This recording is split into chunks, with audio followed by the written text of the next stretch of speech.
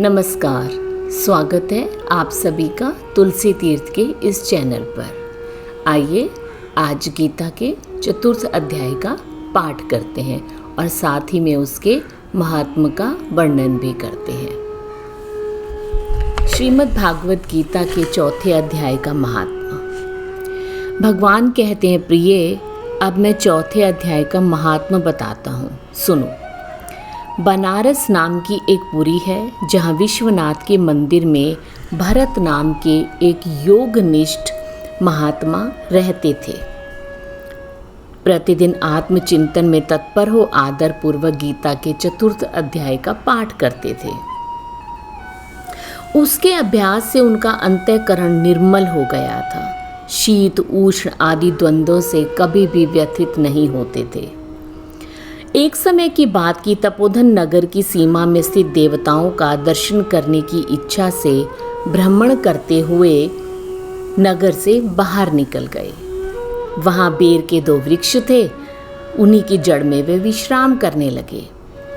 एक वृक्ष की जड़ में उन्होंने अपना मस्तक रखा और दूसरे वृक्ष की जड़ में उन्होंने अपने पांव रखे। थोड़ी देर बाद जब वे तपस्वी चले गए तब बेर के दोनों वृक्ष 5-6 दिनों के बीच में सूख कर गिर गए। उनके पत्ते, उनकी डालियां नहीं रही। तत्पश्चात दोनों वृक्ष कहीं ब्राह्मणों के पवित्र गृह में 2 कन्याओं के रूप में उत्पन्न हुए। दोनों कन्याएं बढ़कर 7 वर्ष की हो गई। एक दिन उन्होंने दूर देशों से घूमकर आते हुए भरत मुनि को देखा। उन्हें देखते ही दोनों उनके चरणों में पड़ गई और मीठी वाणी में बोली, मुने, आपकी ही कृपा से हम दोनों का उद्धार हुआ है। हमने बेर की योनि त्याग कर मानव शरीर प्राप्त किया है। उनके इस प्रकार कहने पर मुनि को बड़ा विस्मय हुआ। पूछा, पुत्रियों, मैंने कब और किस साधन से तुम्हारा उद्धार किया? साथ ही ये भी बताओ कि तुम्हारे बेर के वृक्ष में होने का क्या कारण था? तब वे कन्याएं पहले उन्हें बेर के विषय में जन्म लेने का कारण बताती हुई कहती हैं कि मुने, गोदावरी नदी के तट पर छिन्न पाप नाम का एक उत्तम तीर्थ, जो मनुष्यों को पुण्य प्रदान करने वाला, पावनता की चरम सीमा पर पहुंचा हुआ नगर है। इस तीर्थ में सत्यतपा नाम का एक तपस्वी बड़ी कठोर तपस्या कर रहा था। ग्रीष्म ऋतु में प्रज्वलित अग्नियों के बीच में बैठते थे। वर्षा काल में जल की धाराओं से उनके मस्तक से बाल भीगे रहते थे। जाड़े के समय जल में निवास होने के कारण उनके शरीर में सदैव रोंगटे खड़े रहते थे। भीतर बाहर से सदैव शुद्ध रहते। तपस्या करते मन और इंद्रियों को संयम में रखते हुए परम शांति प्राप्त करके आत्मा में रमण करते। ब्रह्मा जी के साथ उनका कोई संकोच नहीं था, क्योंकि ब्रह्मा जी प्रतिदिन उनके पास उपस्थित रहते थे और सतह उनके आने पर भी सदा तपस्या में मग्न रहते थे। परमात्मा के ध्यान में निरंतर संलग्न रहने के कारण उनकी तपस्या सदा बढ़ती रहती थी। अप्सराओं के समुदाय से दोनों को बुलाकर इंद्र ने आदेश दिया, क्योंकि इंद्र का काम ही तपस्या में सैकड़ों विघ्न डालना था, कि मुझे इंद्र पद से हटाकर स्वयं स्वर्ग का राज्य भोगना चाहता है, इसलिए इसकी तपस्या में विघ्न डालो। इंद्र का आदेश पाया, दोनों उसके सामने से चलकर गोदावरी के तीर पर जहाँ मुनि तपस्या करते थे 2 अप्सराएं वो आई। मंद मंद गंभीर स्वर से बजते हुए मृदंग और मधुर वेणुनाद के साथ वो दोनों ने अन्य अप्सराओं सहित मधुर स्वर में गान आरंभ किया।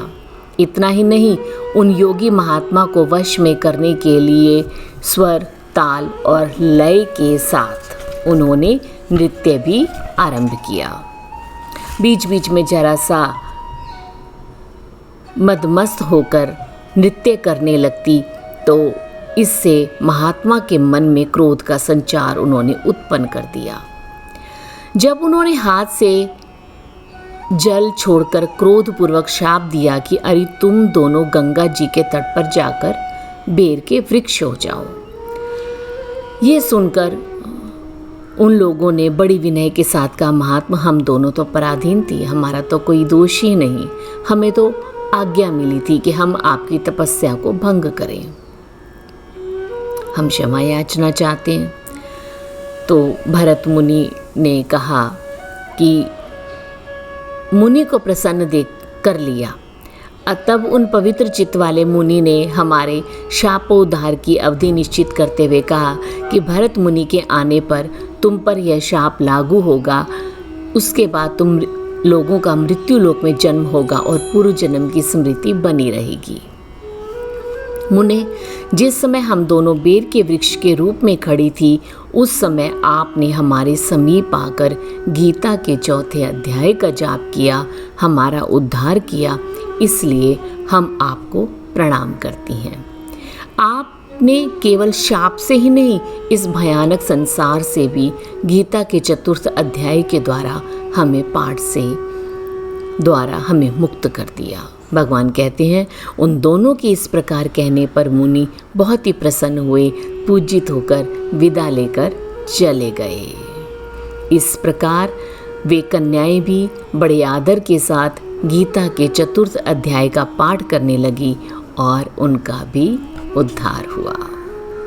तो ये था हमारे गीता के 4th अध्याय का महात्म्य। आइए गीता की पाठ की दोहावली करते हैं। 4th अध्याय। भगवान ने कहा कि मैंने कहा था सूर्य के प्रति योग यह अव्यय महा, फिर सूर्य ने मनु से कहा, इक्ष्वाकु से मनु ने कहा। यो राज ऋषि परिचित हुए परंपरागत योग से, इस लोक में वह मिट गया बहुकाल के संयोग से। मैंने समझकर यह पुरातन योग श्रेष्ठ रहस्य है तुझसे कहा सब, क्योंकि तुम मम भक्त और व्यवसाय है। अर्जुन ने कहा, पैदा हुए थे सूर्य पहले, आप जन्मे हैं अभी, मैं मान लूं कैसे कहा ये आपने उनसे कभी। भगवान कहते हैं, मैं और तू अर्जुन अनेकों बार जन्मे हैं कहीं, सब जानता हूँ मैं परम तप ज्ञान तुझको है नहीं।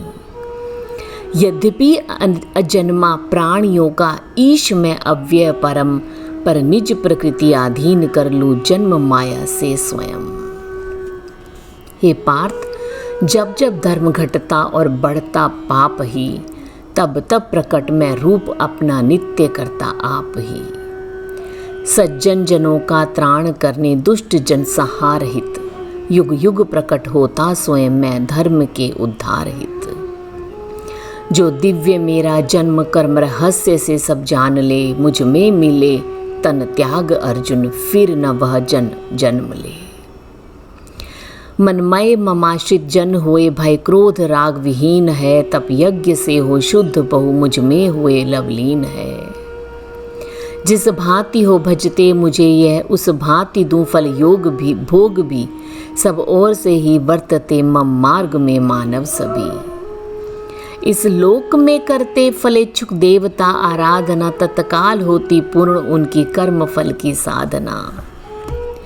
मैंने बनाए कर्म गुण के भेद से ही चहु वर्ण भी करता, उन्हीं का जान लूं अव्यय अकर्ता मैं सभी। फल की न मुझको चाहा बंधनता मैं कर्म बंधता, मैं न कर्मों से कहीं यो जानता है जो मुझे यह कर्म से बंधता नहीं। यह जान कर्म मोक्ष पुरुषों ने सदा पहले किए, प्राचीन पूर्वज कृत करो अब कर्म तुम इसे ही लिए। क्या कर्म और अकर्म है, भूले यही विद्वान भी, जो जान पापों से छूटे वह कर्म कहता हूँ सभी।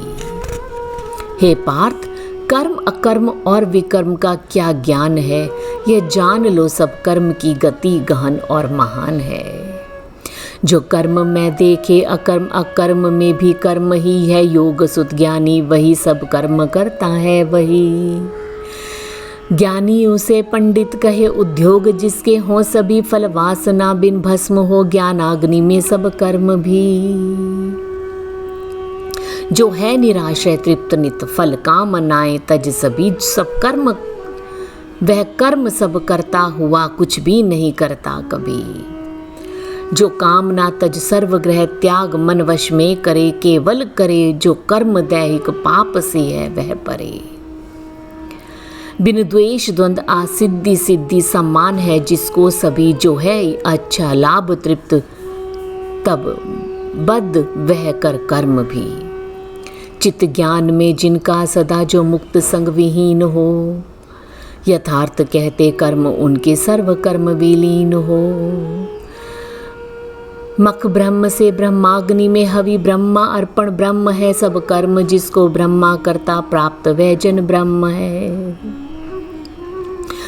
योगी पुरुष कुछ देव यज्ञ उपासना में मन धरे, ब्रह्माग्नि में कुछ यज्ञ द्वारा यज्ञ ज्ञानी जन करे। कुछ होम ते त्रोतादि इंद्रिय संयमों की आग में, इंद्रिय अनल में कुछ विषय शब्दादि आहुति दे रमे। कर आत्म संयम रूप योगानल प्रदीप्त सुज्ञान से, कुछ प्राण एवं इंद्रियों के कर्म हो ध्यान से। कुछ संयमी जन यज्ञ करते योग तप से दान से, स्वाध्याय से करते यति कुछ यज्ञ करते ज्ञान से। कुछ प्राण में हो में अपान व प्राण वायु अपान में, कुछ रोक प्राणापान प्राणायाम ही के ध्यान में। कुछ मिताहारी हवन करते प्राण ही में प्राण है, क्षय पाप यज्ञों से किए ये यज्ञ विज्ञान है। जो यज्ञ का अवशेष खाते ब्रह्मा को पाते हैं सभी, परलोक तो क्या यज्ञ त्यागी को नहीं है लोक भी। बहुभांति ये यो ब्रह्म मुख में यज्ञ का विस्तार है, होते सभी हैं कर्म से यह जान कर निस्तार है। धन यज्ञ से समझो सदा ही ज्ञान यज्ञ प्रधान है, सब कर्म का नित ज्ञान में ही पार्थ प्रियवसान है। सेवा विनय प्रणिपात पूर्वक प्रश्न पूछो ध्यान से, उपदेश देते ज्ञान का सब तत्वदर्शी ज्ञान से। होगा नहीं फिर मोह ऐसे श्रेष्ठ शुद्ध विवेक से, तभी दिखेंगे जीव मुझ में और तुझ में एक से। तेरा कहीं यदि पापियों से घोर पापाचार हो, उस ज्ञान नैया से सहज में पाप सागर पार हो। जो पार्थ पावक प्रज्वलित ईंधन जलाती है सदा, ज्ञान अग्नि सारे कर्म करती भस्म यूं ही सर्वदा। इस लोक में साधन पवित्र ना और ज्ञान समान है, योगी पुरुष पाकर समय पाता स्वयं ही ज्ञान है। जो कर्म तत्पर है जितेंद्रिय और श्रद्धावान है, वह प्राप्त करके ज्ञान पाता शीघ्र शांति महान है। जिसमें न श्रद्धा ज्ञान संशयवान डूबे सब कहीं, उसके लिए सुखलोक या परलोक कुछ भी है नहीं।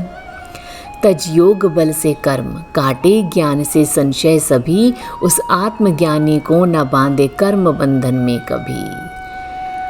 अज्ञान से जो प्रेम हृदय में काट ज्ञान कृपान से, अर्जुन खड़ा हो युद्ध कर हो योग आश्रित ज्ञान से। अर्जुन खड़ा हो युद्ध कर हो योग आश्रित ज्ञान से। चौथा अध्याय समाप्त। ओम तदस्ति श्रीमद्भगवद गीता सुपनिषत्सु ब्रह्म विद्यायाम योग शास्त्रे श्री कृष्ण अर्जुन संवादे ज्ञान कर्म संन्यास योगो नाम चतुर्थो अध्याय। ये था हमारी श्रीमद् भागवत गीता के चतुर्थ अध्याय का पाठ तथा महात्म। आपका आशीर्वाद और आपका स्नेह निरंतर बना हुआ है, आशा करती हूँ सदैव बना रहेगा। कल हम करेंगे गीता के 5वें अध्याय का पाठ। तब तक के लिए धन्यवाद। आपने अपना समय दिया, उसके लिए आपका धन्यवाद। नमस्कार।